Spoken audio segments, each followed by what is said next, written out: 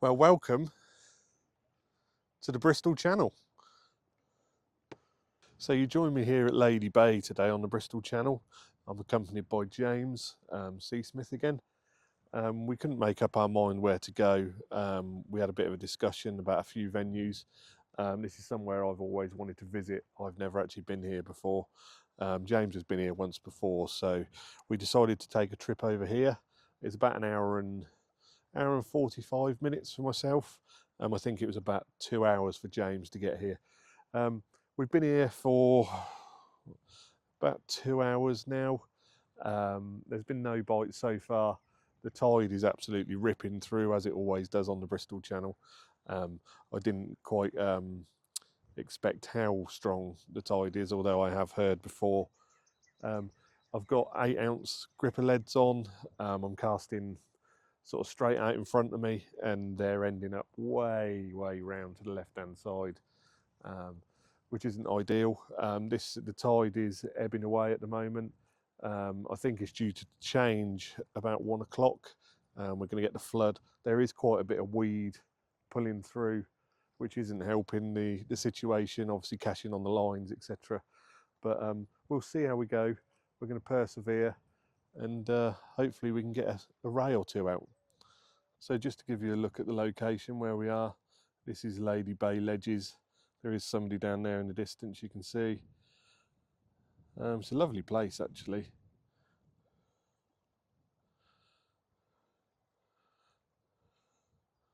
There's James.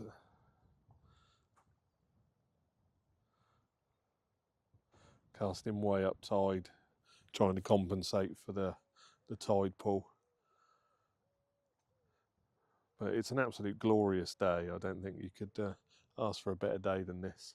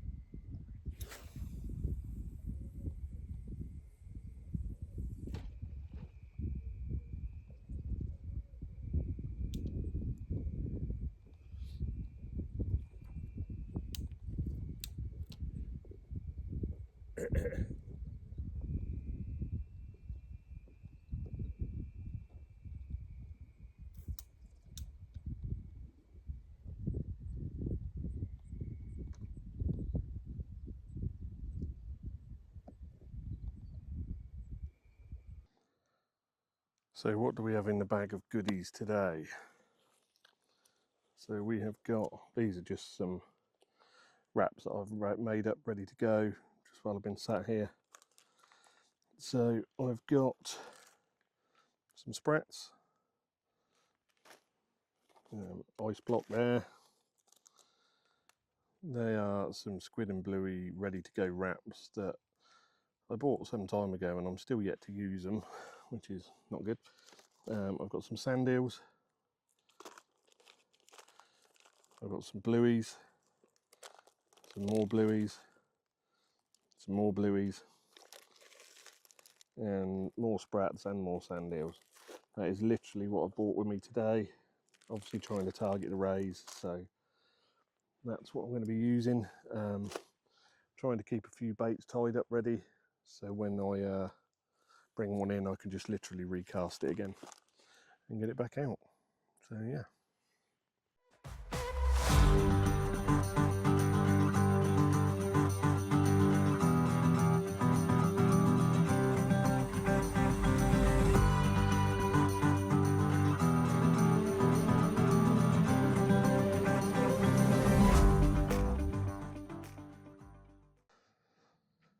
So I've had a bit of a change of weaponry for today.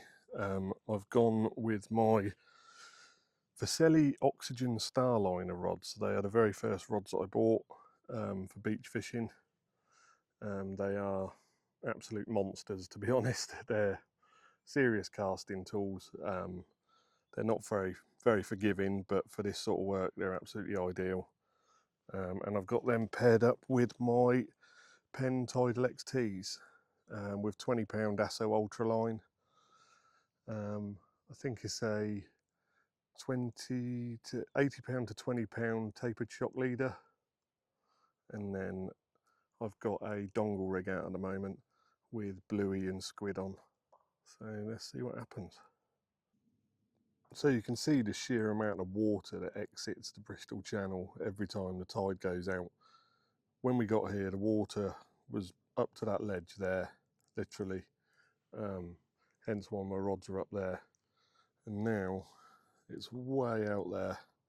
I mean, that's a good 30-foot drop down there. James actually just went down there for me. I got snagged in the rocks, and he went down there and pulled it out. Say hello, James. So you can see the sand starting to appear now. We've got about another hour before low tide, and then obviously the tide will start flooding in again, which is when we're going to start fishing really hard. At the moment, it's almost impossible to get your baits back in, so we're literally leaving them out there for now. If we do get a fish, it's a bit of a mission. You have to sort of go down here, down onto those rocks there, down and onto the sand and out there basically. So it's not ideal. So we'll it is doable because James has already been down, but we'll see how we get on. But let's wait for the flood to start, and we'll get fishing. So we've just gone past slack water. The tide is now starting to flood in. As you can see, it's gone way out. Obviously not being here before, we didn't really know what to expect. So yeah, we've haven't really been fishing for a little while, but we're going to let this tide flood in a little bit. I'll let it get up to sort of the edge of these sort of rocks and sort of weeds and stuff down here, and then I'll get the rods out and let's get fishing. So we've been sat waiting for a couple of hours now, waiting for the water to start coming back in. It's just started to come back in. You can actually see the movement and hear the waves sort of lapping up on the shore. We've just been sat talking rubbish, eating food, just talking about sort of future trips and past experiences and stuff. So we've kept ourselves busy. Once this water gets up to sort of the rocky mark below us, we can start to fish hard. We've got plenty of baits prepped, ready to go. So we're going to put some serious effort into it this afternoon. They say that the flood tide is a lot better, so hopefully all things come good. And so there is a couple of other people turned up to my left hand side. They've come for the flood tide. In hindsight, if I came back again, what I would probably do is fish the flood in the morning, a couple of hours either side of the high tide, and then go off and maybe do something else, maybe another mark, a low tide mark or something, and then possibly come back later on in the evening, or whatever time high tide is, obviously. So we're a couple of hours into the flood now. There's been no action so far. We've got the baits ready to go back out again. I'll give it another sort of 10 minutes or so, and I'll get the rods back out again. Try and keep alternating the baits. We're going to fish it till probably about 8 o'clock tonight. We've got a fair drive back for us, so we'll do what we can in that time. Hopefully we can produce something. If we don't, then we are discussing a possible trip next week, so keep your eyes open for that one. It could be a part 2 coming, but we've still got a little while yet. We're going to keep trying, and hopefully we get something to show you. So I'm here with James. What's your thoughts on today so far? I mean, yeah, I feel like I'm going to take some blame if we blank again today. There's a running theme actually with these videos to suggest that we travel a long distance for not many fish. But no, I'm still fairly optimistic that this flood tide will produce something. Might be just complete blind optimism, but it's optimism nonetheless. Because it's quite a journey for you as well, isn't it, to come? It's a couple hours, yeah. It's a nice drive, but it is 2 hours. It's not like a down the road Southbourne session where, you know, if you don't catch something, then it's nothing to it. With this, it's yeah, I was saying earlier that I think the Bristol Channel was one of those places that it feels like it doesn't want to be fished. It doesn't want, you know, it's not made for fishermen. It's not easy to access. It's not easy to fish. It's very snaggy, and the ground underfoot is quite tough. But it's one of those places that I think can be very rewarding if we find something. But it's a big if. I mean, I will just point out that this is another one of James's choices of venues. They don't seem to be producing many fish so far. I may have to step in and pick a venue soon. Well, to be fair, you picked Southbourne last week, and what did you say about that? that's very true. Actually, yeah, I forgot about that one. You turned around to me and said, "James, don't let me pick a venue again." Yeah, we won't discuss that one. But yeah, we're hopeful. We've still got a bit of time yet. We're obviously on the flood now, so they do say that this fish is better on the flood, don't they? Well, I think I told you that. Yeah, was it you that told me? I told you that. Oh, well, James says this fish is better on the flood. So we'll see what happens anyway. Hopefully we can put one or two out. It'd be nice to come all this way. It's gonna be a mad rush of fish. Just yes. Keep tuned because it's all gonna kick off. Yeah. James is gonna have a dogfish, and I'll have a 20-pound blonde ray. That's what we're going for. But I'll take it in a minute. Yeah, definitely. Yeah, but we'll see how we go. So we're just coming up to about 7 o'clock now. There's been absolutely no action, not a single bite all day. It's been really, really hard work. We've tried everything, big baits, small baits, various different rigs, you know, squid, bluey, what else have we tried? Literally everything we had with us, we've sort of put out and tried to get ourselves a fish, but it hasn't happened. We've got about an hour left to go. We're going to keep going. I'm going to give these rods another 10 minutes, and then I'm going to rechuck them both again, get them out there. The tide's getting towards high tide now. We've got about 55 minutes before high tide. So yeah, we'll try what we can.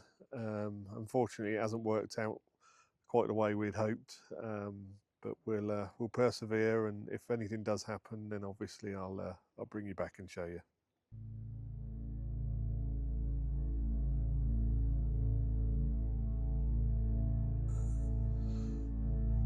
That's bigger than I thought.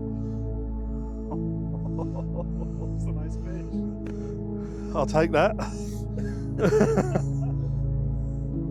That's bigger than I thought.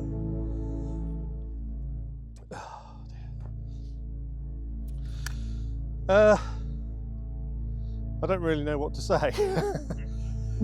I was literally, last knockings, we were just about to knock it on the head after an extremely hard day. Yeah, for nothing. And then all of a sudden, something happened, which I'm still a little bit in disbelief, to be honest.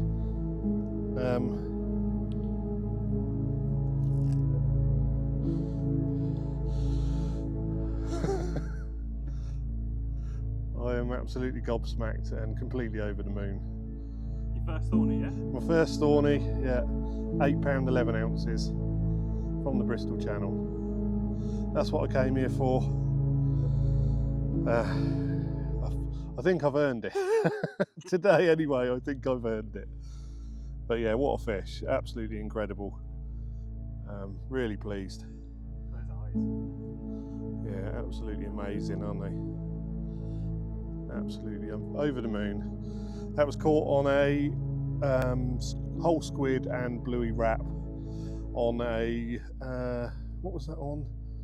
That was on a dongle rig on a size 6.0 circle, 80-pound Asso Ultra all the way through.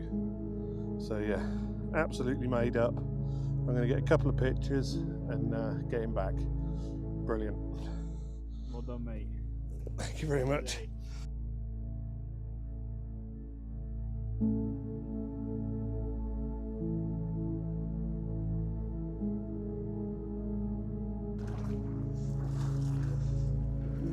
There we go. I'm going to send her back home. without falling in, hopefully.